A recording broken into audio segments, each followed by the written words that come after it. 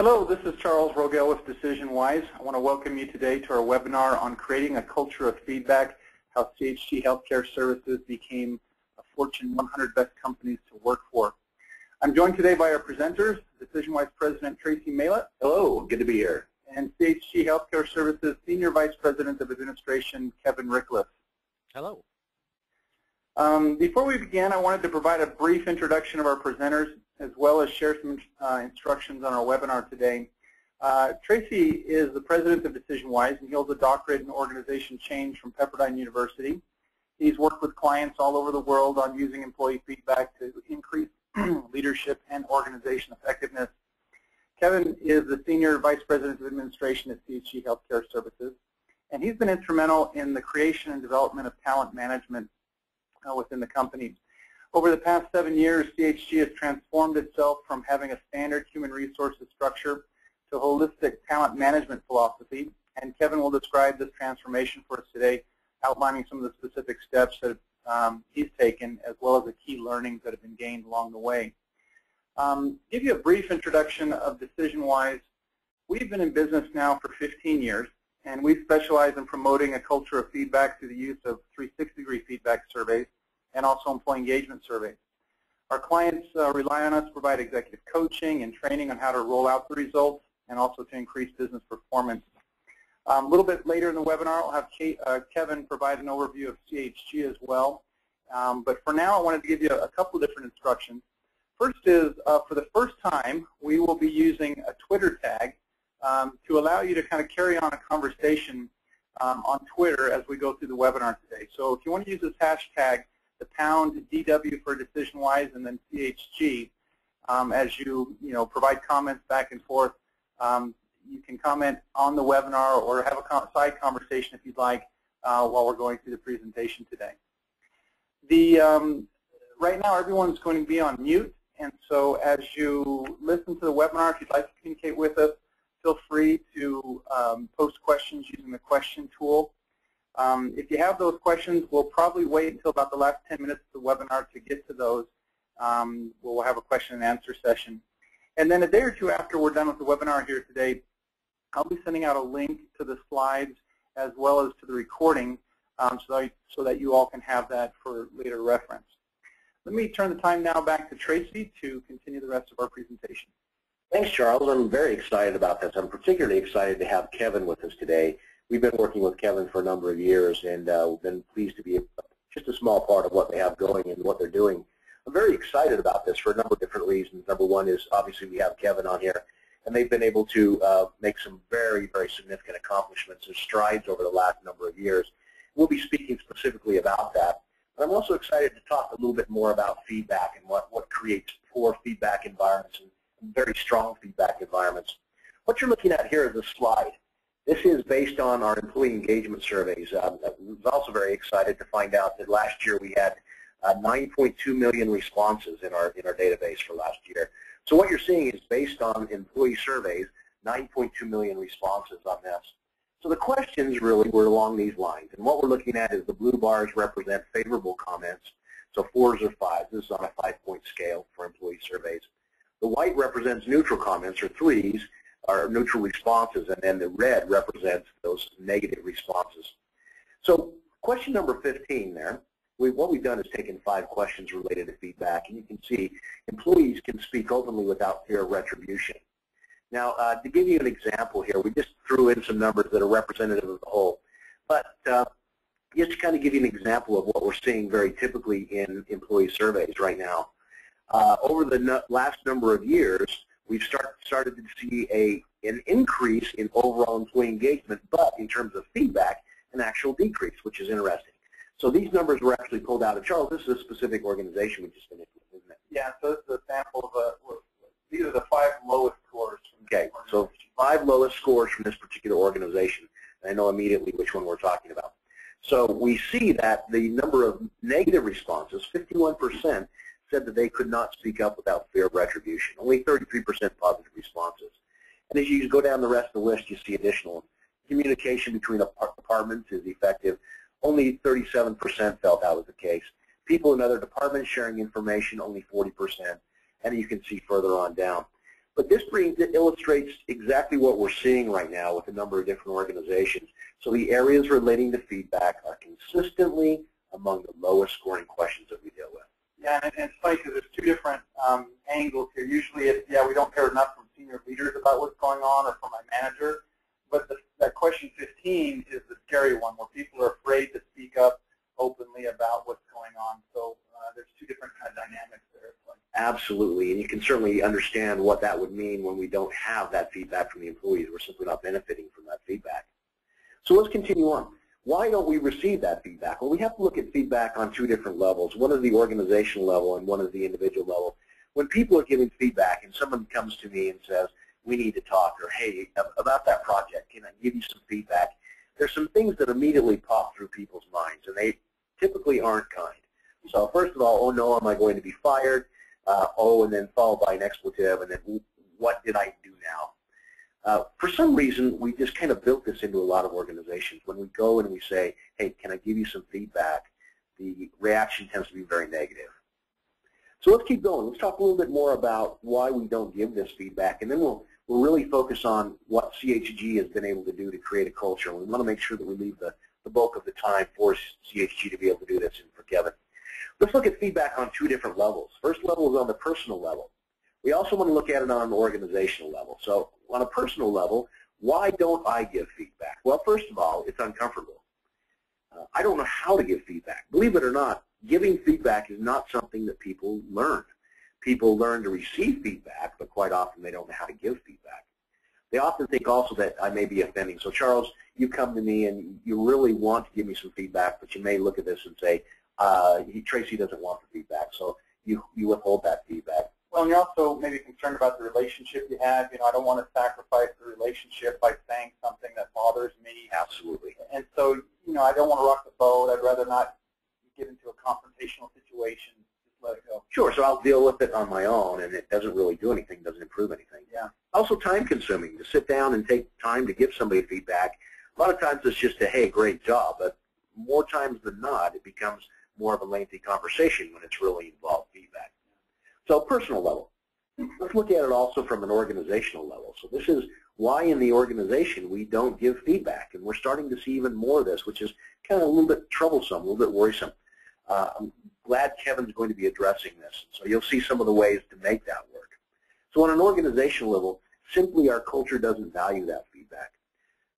And it's not safe. You know, when we talk about it's not a safe environment to speak up or say things, it's not a physically punishing environment, but it's definitely maybe an environment where you don't feel comfortable. You don't feel like you have that opportunity to really share information with others without some kind of retribution. And especially in government organizations, we see this a lot, where you want to risk your career by speaking up about something. Exactly right. And I hate to paint a picture of a stereotypical government organization. I realize we're not doing that. We see this more often in government organizations than not. But it's very common. It may not be safe.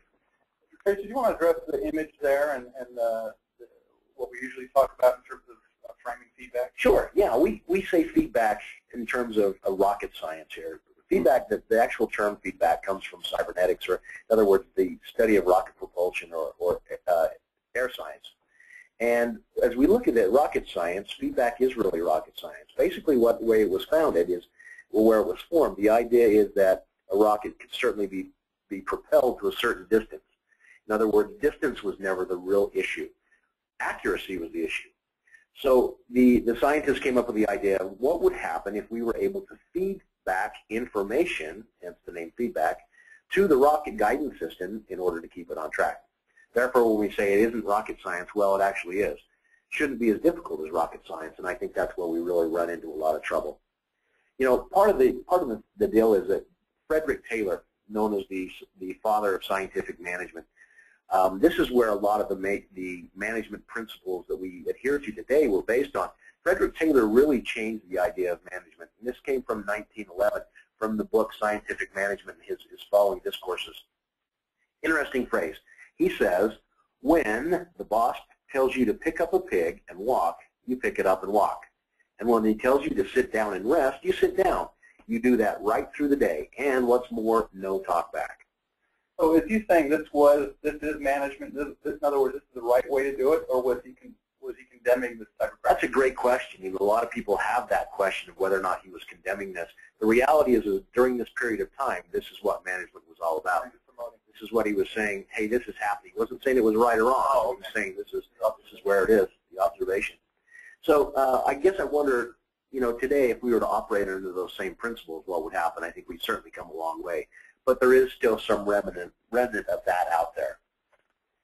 So why not feedback? Well, without feedback, first of all, we don't know how we're performing, and we don't have that accountability piece. There's also a stifling of new ideas, and so this is one of the biggest pieces for organizations. They simply don't have that information they need to improve the organization. One of the organizations we're working with today, a very large organization, this is one of the issues that we're dealing with is the idea flow is not getting back up the chain. So as far as communication goes, it's a very one-way process. And new ideas are stifled. Therefore, the organization has become somewhat stagnant. Secondly, what this does to employee relations is just astounding. When employees don't feel like their voices are heard, creates some very, very negative issues. And because of that, it builds very ineffective relationships within the culture. I think one thing we can add here is just the level of trust in the organization. So I think sure. People are able to say, yeah, we have a low level of trust here. People don't speak up. They're afraid. People have to feel like, yeah, if I say something, I can trust, number one, that maybe it's going to be held confidential, or number two, it's going to be acted upon, or whatever, that they're not going to be, that they're not going to be affected negatively for things that they say. Oh, absolutely. One of the things that's we see, so when we do an engagement study, when we work with organizations, we do an analysis of the survey questions, and we find a very, very high correlation between level of trust and ability to get feedback. Very, very clear correlations. So without feedback, we tend to invent our own realities. So I just throw up a picture here that we, I don't know how many of you are American Idol fans. This was actually from a number of seasons ago. Some of you may remember this guy. I'm not a big American Idol fan, but you know, my wife and kids call me in to watch whenever the new Idol comes out because some of those folks are just so horrible. What's interesting is when they go out of the room and they have these crowds that go meet them, and they just had a very, very awful performance, just horrible, and they can't understand why the judges gave them such low scores or why they were so poor. And they go out and they meet with a crowd who just says, you know, the judges were wrong on this. What happens is we surround ourselves with people that believe the same way we do, and therefore we invent our own reality. And we surround ourselves with people who support that identity that we've built up. The reality is that may not be the reality. We need to have a Simon in our lives to keep us on track. Oh, I don't know I go that far. Yeah.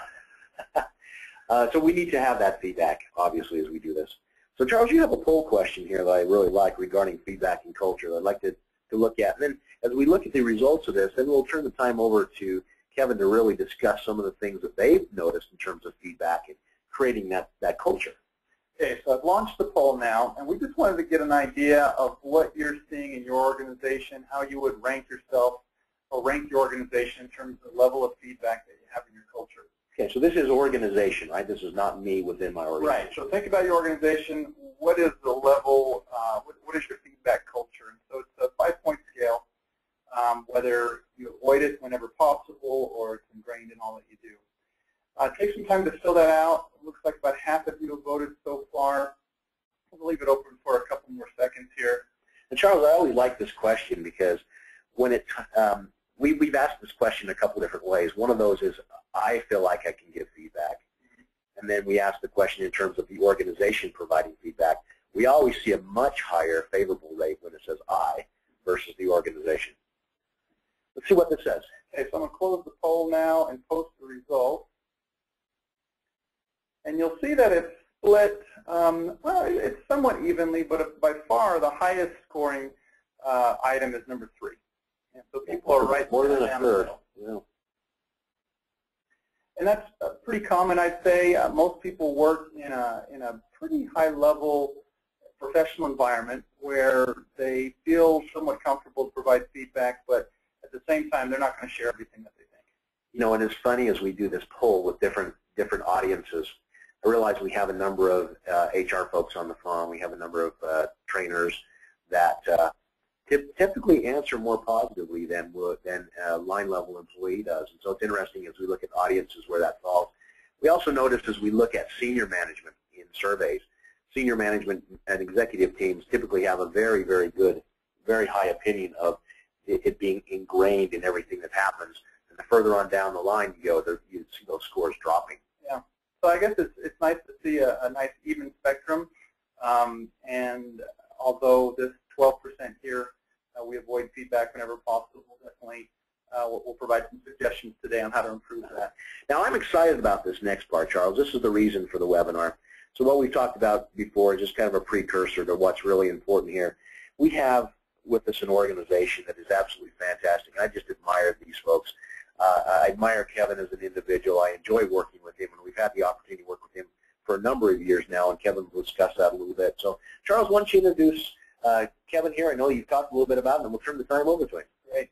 Yeah, Kevin, it's nice to have you with us. We're located not too far away from CHG here in Provo, Utah. We're about 45 minutes away, and we worked with CHG for, Josh, a number of years now, probably 7 years. But Kevin, do you want to provide a little bit of background on CHG? Yeah, I'd love to. First of all, I'd like to thank everyone for coming out to listen at least to our journey and how we used feedback to build a culture. But to start this, I think understanding a little bit about how we're, what kind of company we are would be beneficial. So we're a healthcare staffing company, and what healthcare staffing companies do is they place on a permanent and temporary basis physicians, nurses, allied health providers in hospitals, large clinic settings as temporary help for the healthcare industry. And we have, we're one of the largest. We're the largest in profit in the United States, and we're the second largest in revenue. And that leads us to about 1,400 employees. Headquartered in Salt Lake City, but then have 7 offices spread out kind of throughout the United States. And so if you think about the business we're in a very relationships type business, and so it's really important that ultimately we have good employees. So if we go to the next slide. Oh, I just wanted to flash your website here as well, Kevin, so people could go to that. If people want to visit the website and learn more, it's chghealthcare.com. And in fact, you just rolled out a brand new website and it looks really good, so I'll just refer people to that. Notice that emphasis on people throughout that website. That's fantastic. Great to see. All right, let me skip to the next slide here. Go ahead, Kevin. So our journey kind of started 10 years ago, and I would tell you, as I describe us 10 years ago, we were kind of that standard good company out there. We tried to do what was right, but very, very focused on results over people. Our turnover rate was about the industry, which is between 50 and 60%. I think we were a good place to work. I think people didn't mind working with us. I think our leadership team focused on results, and in feedback, what that meant was really minimal communication, minimal two-way communication, but a lot of communication downwards. So most of the communication came from leadership down to employees, and I would describe us as human resources focused. And if you think about the word human resources, it really implies that the people are resources, or they're expenses to the company. And back in 2002,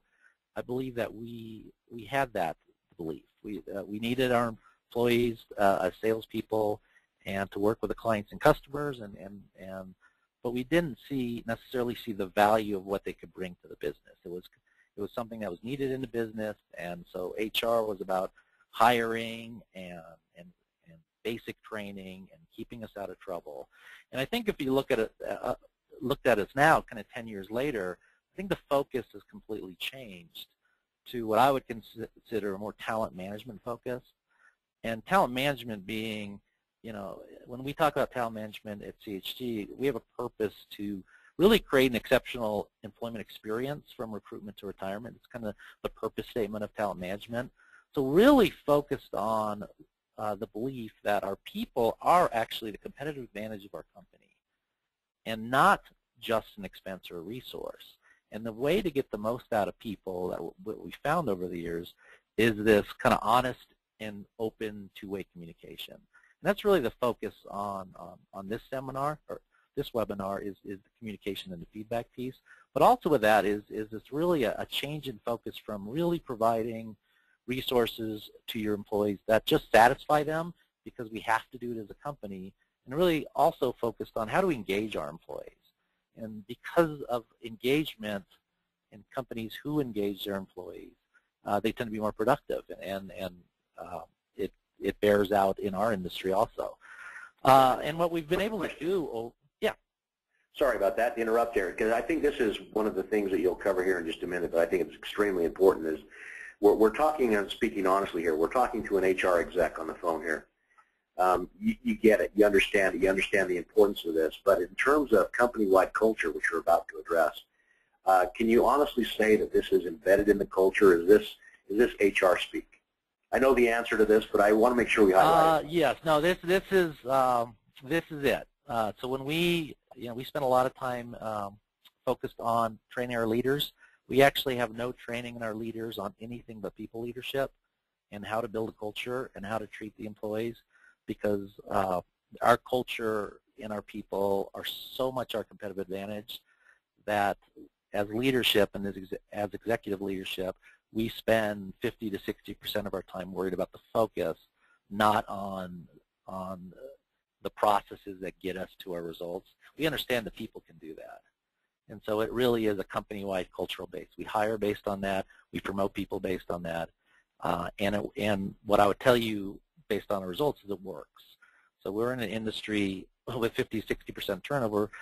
We have 22% turnover, which makes us, it allows us to grow twice as fast as our industry. We get to keep people twice as long. Again, remember that a staffing company is a relationship business, and clients and customers and providers work with us not because of our name or our marketing plans, but really because of the people they talk to every day on the phone. And that's the type of business it is. So the longer we can keep people on the phone engaged and talking to our customers and clients, the faster we can grow. And we grow almost twice as fast as our competition. And it really has led to this idea that we're a great place to work, not a good place to work, which I think being named number 9 as one of Fortune's best places to work kind of is the acknowledgement of this for us, is that comparatively and this prize and this award kind of signifies the work we've done. So, but in 2002, we were just a standard company, and how we started our journey was very simple. So we've been working with DecisionWise for 7 years, but we started our journey 10 years ago. And I'll give you the whole plan in 2002. Our whole plan in 2002 was to send the HR director, which would happen to be me at the time, out across the country and talk to leaders about how to lower turnover. And at the same time, we talked to some small groups of employees about how to lower turnover. And in our minds in 2002, we thought if we can get the 40% turnover, we could do very well in this industry. And that was kind of the goal. And what I found in 2002 when I went around to speak to everyone is when I spoke to leaders didn't really have a good idea about how to lower turnover and how to engage their employees. They had some ideas. Mostly it was revolved around compensation or benefits and things like that, but they didn't have a very good idea. They just thought it was it was just part of running the business. But when I talked to employee groups, I realized that they had a whole long list of information that they could provide me on how to better the company and ultimately better the culture and ultimately give them reasons to stay. So that led us in 2003 to do our first employee survey. So based on that information, we did an employee survey in 2003. We did it internally. So if my advice to anyone who is thinking about doing a survey, don't do it internally. It's incredibly difficult, and there's problems to it. But we did an employee survey in Excel, of all things. So we did this employee survey and began to listen to the employees about what they're saying. And among other things, what we found in 2003, our lowest scoring group was actually leadership and supervision. We found that it really was the leaders who out of all the things that we surveyed, they were the lowest scoring group. They were the group that was creating the culture and the reasons why people didn't stay. And a lot of it was communication result. Hey Kevin, when you went around before the survey even and did some of those focus groups with people, do you remember some of the things that the employees were saying that needed to be improved? Yeah, were they opening up to you? I think in 2002, what I'd say is they were venting to me. So I started in 1999. And I'd only been the HR director for about a year at that point. And so you'd get in rooms with people, and they would. I mean, it was a lot of kind of pent-up energy from the years prior, and so it was more of a venting. But what they would tend to say is they didn't understand. If I had to boil it down, they didn't understand how they fit into the success of the organization was a big one. They weren't appreciated. Their leaders didn't listen to their ideas, and their leaders didn't help them succeed. If I had to kind of narrow it down, and you can see even then a lot of it was about leadership. Yeah. Which then really drove you to 2004, which was, well, why don't we provide our leaders more feedback through the employees? And that's really when we started 360s, which is the time that we got DecisionWise involved, is to really help us with the 360 process. And again, great feedback. It's a very difficult process to go through for leaders. We weren't very good at giving feedback, but what we noticed and when we did go through this year of giving feedback and training our leaders is that the next time we did the employee survey, which was in early 2005, our results went up, and they went up fairly dramatically because our leaders now understood what the employees wanted. And at the same time, it began to take down our turnover rate also. So there's a direct connection between the two that we saw very early in the process, really as early as 2004 with turnover. But 2005, when we did our second employee survey, we really began to see the results that things were improving. The perception of how the company treated their employees was improving greatly.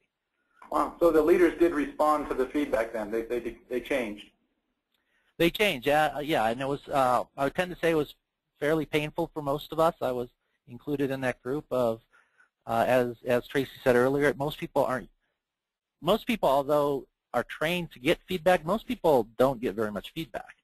So when you lead a team and you all of a sudden hear what they actually are saying about your leadership style and the skill set and what you're providing to them, it's a shock for most leaders. And I would fit into the group, to be honest, I thought I was a really great leader until my first 360. And then I realized, well, I was a good leader, but I really wasn't a great leader. And there was things that I could do if I just listened to the employees and listened to what they were saying and create kind of a two-way communication that I could become a lot better leader. And I think that's standard for most companies that aren't giving feedback. And then through the years, so in 2005, we just continued to look for ways every year to get more and more feedback. So in 2005, we did formal focus groups with our employees to, usually based off the results of the employee survey, we'd pick a few things out of the survey that we wanted to know more about, and HR, and by then it was talent management, would travel around and talk to the employees and gather more information and provide it back to leadership and make some changes based on that. We also trained on one-on-ones, how to have an effective meeting with an employee. And one-on-ones, the idea of one-on-ones is, for us, is it's an employee-driven meeting. So we train the employees and the leaders to allow the employees to have meetings with their managers and leaders that they run. It's their meeting, we could talk about anything. So it began to kind of create this two-way communication piece versus kind of leaders always leading the meetings and talking kind of downwards towards the employees. Then you've created a situation, we created a situation where the employees got to have their own agenda. And sometimes it was about the results, sometimes it was about development plans. I mean, it was whatever they wanted to talk about with their leaders, they could talk about with their leaders. And again, all this begins to snowball on themselves. So if you go to the next slide, you'll notice that we just found other ways. So in 2007, we created service effectiveness scorecards. So we began to measure our service teams, or business partner teams as we call them, the people who help run support the company. We had questionnaires about what kind of service they were providing. So again, we allowed the employees to tell the payroll team or the HR team or the marketing team how they were doing in providing service to help us grow directly from the employees. This is really very much performance related here at this point, isn't it? It is. It's not just about behaviors or leadership. It gets down to what kind of customer service am I providing. Yeah, and it speaks about deliverability and credibility and customer service. And there's a few questions on how do you think the leadership within that team is doing to provide good service. And it's just another aspect of ways that we've used the employees to help tell us how the company's doing. And so 2008, we did more things. CEO blog, so we could have a conversation between our CEO and the employees. That happens all the time. Employee internets, State of the Union's address. We just continue to find ways on how do we continue to have a conversation with our employees. And even if you go to the next slide, which is 2008, we've designed ways to give even more feedback to leaders, which was this leadership report card. So if you think about it, by 2008, all the different aspects of feedback we were giving or we were collecting, in 2008, what we did is we created a way to give it back to to a leader based in one single form.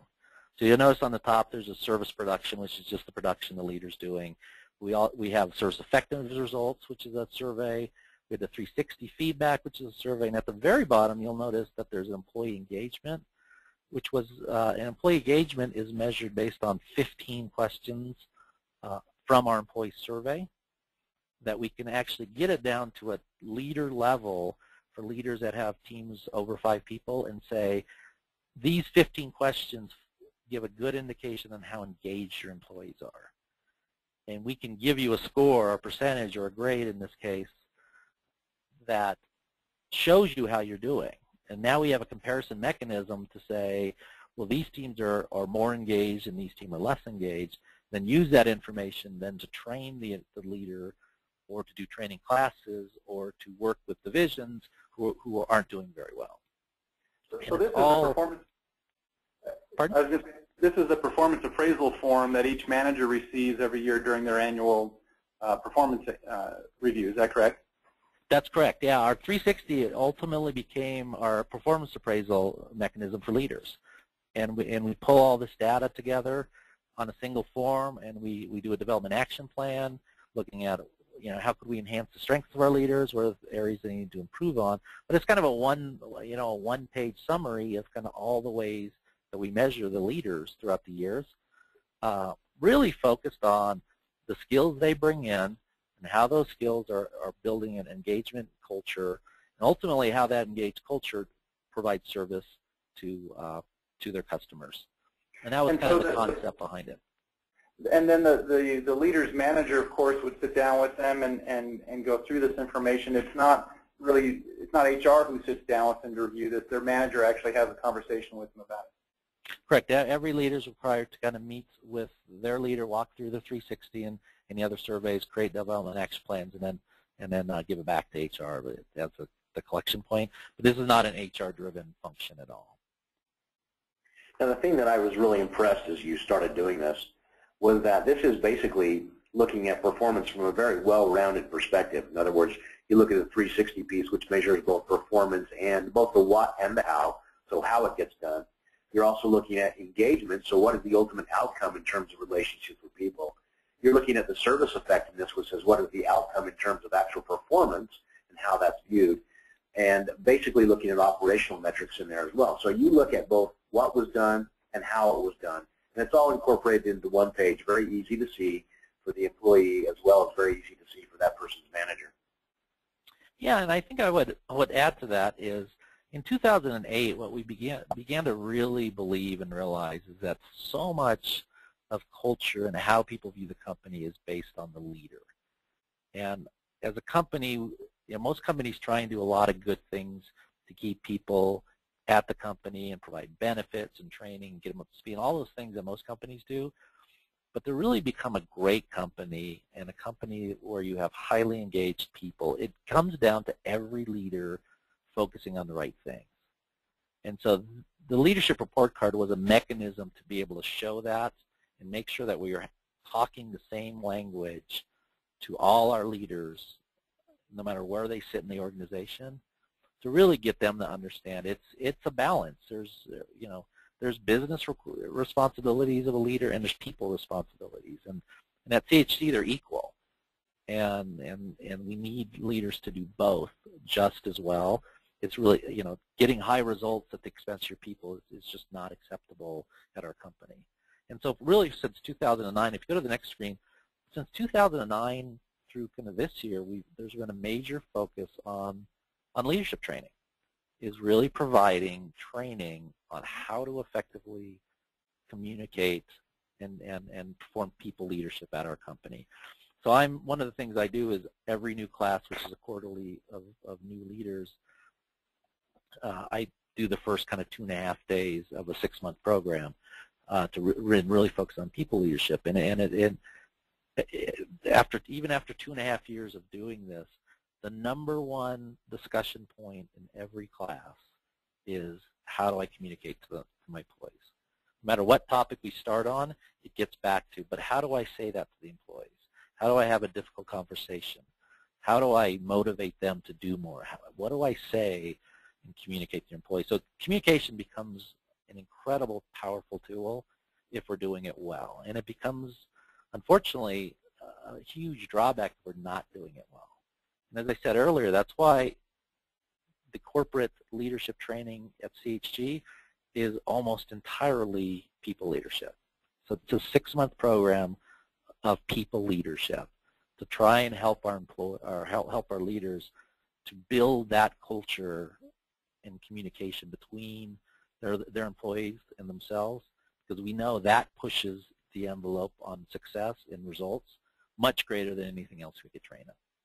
So Kevin, we always get a question here, and I'm just going to put it right out there because it comes up every single time, and I see it's come up again. Now's a good time. Did you lose people in the process? This is a big change. Did you lose any of your management team as they went through this, or was it an adjustment that they were able to handle? What did that look like? Did you have to clean house? Yeah, that's the result. Yeah, it was somewhere between everyone stayed and we cleaned house. If you look at our journey, I mean, it's been a 10-year journey, and I would say very wholeheartedly we lost people along the way who just couldn't believe that this method works, that these beliefs work, that people are really your competitive advantage. There's just people who don't believe that, and because they were trained and they have a history that they can't get to that thought. And so we lost people along the way. And it's all from entry-level leaders to executive leaders along the way. What we try to do here is we tried to give everyone the opportunity to continue, because we were building it as we went along, to continue to come along with the journey with us. But there are people every year that leave because they just don't think they just don't believe it. I mean, I had a gentleman in 2011 that was a leader here for 6 months, 7 months, and finally came in and said, I think you guys are crazy. I just want to go and tell people what to do. And, thanked them for his thought and said, but that's not us. And he said, well, I mean, I respect what you're trying to do. I don't think it's going to work.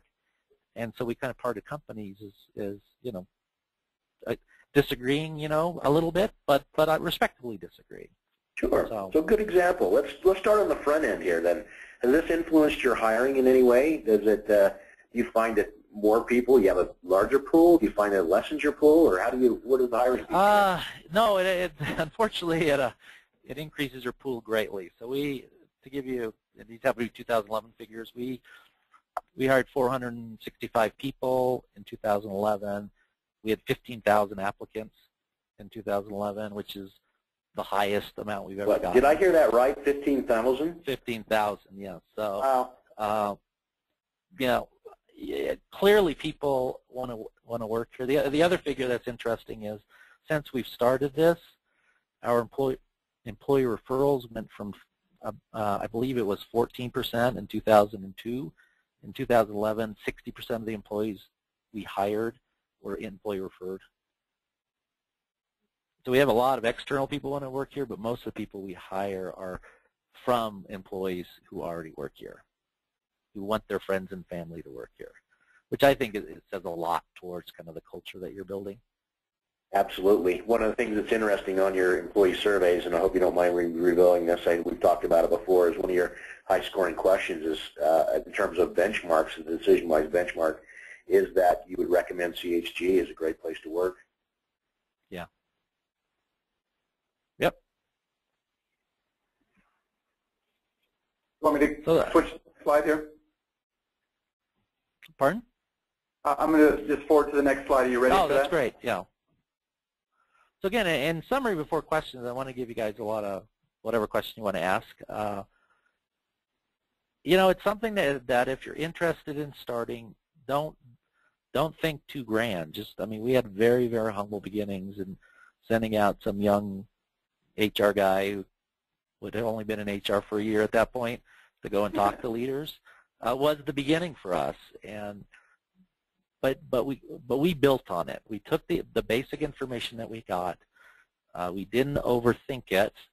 We didn't come up with a grand plan. We just said, well, if our employees say they'll stay around if we do get better coffee, let's get better coffee, for example, which was one of the things that we actually did the first year. It doesn't take a lot, but just keep on working at it and growing it every year. And 10 years later, you'll be kind of amazed at where you're at. And I would say that we are humbled on a lot of sense, but we're also really excited that being recognized as one of the top 10 companies to work for in the United States. And we're small, you know, we're a relatively small healthcare staffing company in Salt Lake, Utah. But we've done it really, you know, we're so successful based on our employees that the award is secondary to what you'll get back and how successful your company is. Because it really is in every company. It's the employees that drive the company. And if you could recognize that and get all your leaders focused on that and have a conversation with them continually, it's fantastic. I've got a few questions here, Kevin. Yeah. One is, so as you do this measurement from year to year, how do you keep it fresh? So do you find that, you know, those conversations, they become rote? Is it more of a check in the box thing, or are people still kind of energized by that performance appraisal process? Well, what I find fascinating, and to give you some background, I am a math major by schooling, so I guess statistics is kind of fun to watch. But what I've seen over the years is every year is different. And if you really look through the employee survey, which is our main vehicle, and read through the comments, depending on what's happening in the industry and the economy and everything else that affects employees, the flavor is different every year. And if you kind of keep your pulse on that, then we start to change and do things differently as a company because of what the employees are saying. So interestingly, it stays fresh because I think every year there's something else, and there's something else going on, and there's it hasn't become rote yet, I guess is the answer. Yeah. And I know one thing we recommend is kind of changing up the survey tools as well, including different questions on the employee survey and or the 360 survey, that sort of thing helps. Another question here is, how important are wages to your mix here? In other words, how did I know the salary question? Yeah. Yeah. Are you paying top wages in the industry, or because of the culture you have now, you're able to maybe even pay less? Or well, we're a sales organization, so 65% of our employees are just about there are sales employees. I mean, they find clients and they find providers, you know, they find healthcare providers who want to work, and they find clients who need help. They kind of put these deals together. So salary is a very important aspect of our culture. You know, small industry, there's not a lot of data. We tend to be in the top half, but we certainly aren't in the top 10%, 25% of what we pay people. Mm-hmm. I would tend to say that if you took everything into account, including pay and benefits and time and events and all that, yeah, I mean, we would move up the list because we do a lot of other things for our employees. Yeah. But clearly. Well, I was going to ask kind of a follow-up to that is, in order to kind of obtain this ranking, how much of it do you think is based on your culture, and how much is based on, compensation, benefits, and other, things that you do for employees? I would tend to tell you that it's all together. I don't think in our minds we think everything affects the culture, so it's not one or the other. Yeah. I think we talk a lot to leaders about the difference between satisfied employees and engaged employees, and things like pay and benefits and security. I mean, we have to have those to even satisfy employees, but we do want to get to engaged employees, which is two-way communication and motivation and appreciation and recognition and all those other things. But they're equally as important. And so we've kind of taken the approach of everything we do in this company ultimately affects the employees. So let's make sure we're doing that correctly and for all the right reasons. Another question here is, how did you get senior leadership on board? So what was their attitude at the beginning, and kind of what's their attitude now? Well, one of the reasons I think we grew it over 10 years is in our culture, especially in 2002, it was about proving that it was right. So interesting enough, in 2002, and I'm not exaggerating too much to say, my whole goal was to go talk to senior leadership about, hey, how do you think we could lower turnover? And we lowered turnover 5% because I went and asked the question. And that was a step, right? And then you have senior leadership go, God, I had 5% less turnover. Well, if I can get that down more, that's going to save me money and time and help my results. So everything we do, you got to tie it back to the results of the company or the results of the team. And yeah. some leaders took to it real quickly, and other leaders we spent more time with. Some leaders never got there. I think you have to prove that it's part of the business drivers, and stay away from this is an HR issue. This is something we should do. I mean, you got to tie it to the results of the company. Well, Kevin, I think that's something that I'm very impressed with you're able to do. To sum it all up, basically, this was not an initiative to improve employee engagement. It was a process to improve business results through employee engagement. Yeah, and I see another question that follows up here is the best way to kind of get this kicked off is to do an employee survey. And I think in our experience, we've seen it happen two ways where, yeah, they can have a good, senior leadership will have a good response to the survey questions and want to make changes, or senior leadership will say, good to know, but we're not going to do anything about it. And I think in your case, you got a little bit of traction and were able to build upon what you started with. I think the number one, and you hear this often about, you need executive leadership, kind of endorsing it. I would change that a little bit, saying, I wouldn't ask an employee any question unless you're willing to listen and do something about it. And that's the biggest disconnect, I think, between senior leadership and the idea of surveys. Mm-hmm. You're going to get if you ask your employees and they feel comfortable or even moderately comfortable to give you feedback, you're going to get a lot of feedback. If you spend then 6 months dissecting it and rationalizing it and ultimately not doing anything about it, you're actually in a worse place 6 months later than you would be if you just didn't ask them.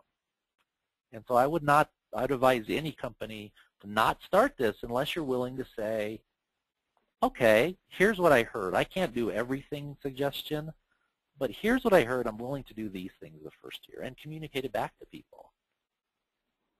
One other thing I was going to suggest we've seen with some other clients is, start off with one department. Find your champion who is willing to kind of take the risk or willing to invest in this or who believes in it, and use that department as your guinea pig to show them that, yeah, we've done an employee survey here, here's the results, here's the increase in performance that they've seen.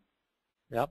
And I'd even take that one step further, Charles, and say, and don't think you need an employee survey to do it.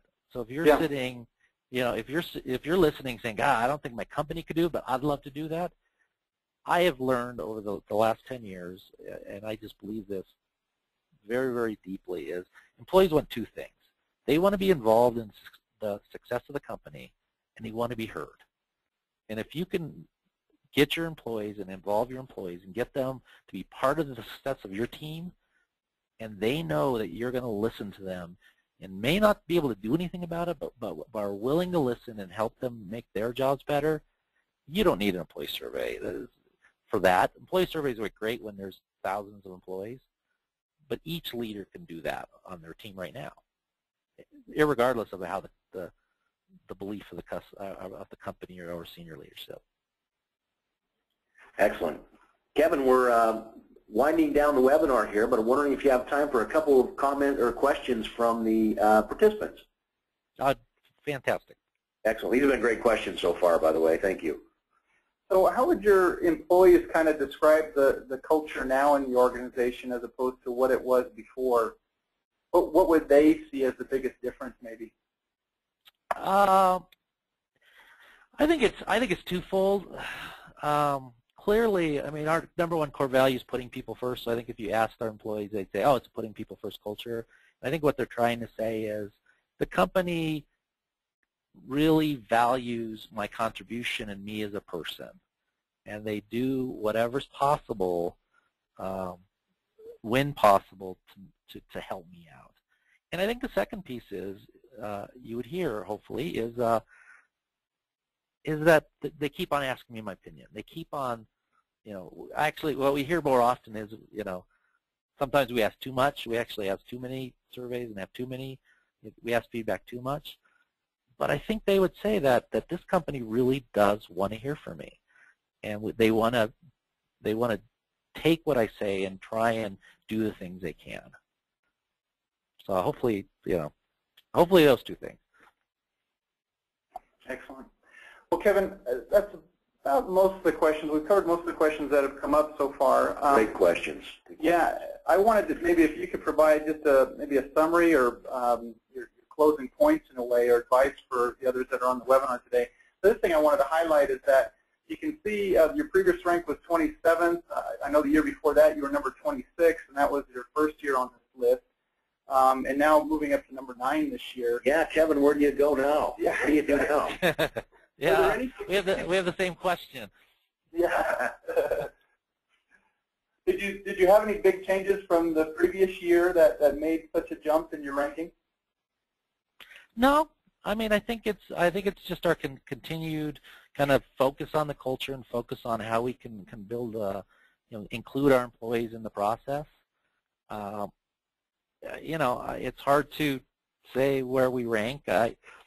We were shocked when we were 26th the first year from not being on the list, and very excited about the jump up to number 9. I think I would tend to say every company on that list is fantastic, so where you rank is less important. Not that number 9 isn't really cool, but it's less important than kind of being on the list, and even all that is less important of continued focus on the culture. Kevin, I have one final question along those lines, if you'll humor me on that. This is my question, and that is, speaking honestly, we see what's happening within CHG, and it's fantastic. As we look at other organizations, we don't see the same level of dedication, and some we do, and I think it's great to see. As you look at your peer organizations or organizations that are out there, what do you see as the trends in terms of engagement? Do you see employees and companies really adopting or adapting these principles? Do you see that we're still back in the Frederick Taylor days of, If the boss tells you to move a pig, you move a pig. What do you see happening out there with your colleagues? I think in general business is beginning to see this as a method and really the most appropriate method of kind of leading an organization. I think there's a lot of fear. I think of moving dramatically towards that. I think there's always going to be this idea that you know, I guess I would put it this way. I think that if we ask people logically, wouldn't, the concept of are engaged people more productive? I think 99% of the business leaders in the country would say, oh yeah, I totally agree with that. Now to do the work to get your people to being engaged is a lot of work. And I think if business leaders start to take a longer term view of it, then everyone can get there. This isn't, there's nothing magic about it. Every company's different. Every company will find their own way based on their industry, and the type of culture they have, and how they're structured. But I think we can get there. Everyone just has to be willing to get there. I think you're right. Over the past 5 years, we've seen a shift to where it's no longer just seeing employees, happy employees, as being a target, to really seeing that engaged employees really do make a difference in terms of bottom line results. And I think your company certainly proved that, and that was the original premise under which you went for this. It was a business initiative. It's not an HR make employees happy initiative, and that's a big step. I think organizations now, through the research that's out there and available very, very easily, can make the case for engagement in terms of overall effectiveness in an organization. Kevin, we very much appreciate the opportunity not just to work with you, but especially to have you here on our webinar today. As always, very, very informative, very entertaining. To the participants on this webinar, CHG has done it right. They've shown that this can happen, and it makes not just an employee difference, but a bottom line difference. Kevin, it's been an absolute pleasure to have you. We appreciate it again. Thank you very much for your time. Oh, it's a pleasure spending the hour with you. And I also wanted to say, this is Charles. I'll be sending out an email to all the participants today with the link to the slides and the recording. And I just wanted to promote CHG's webinar website here as well. You can see some of the things that they're doing with their employees on their website. It's a great example, great model to pattern yourself after. Thank you very much, everyone. Thank you. Thank you, Kevin. Thanks, participants.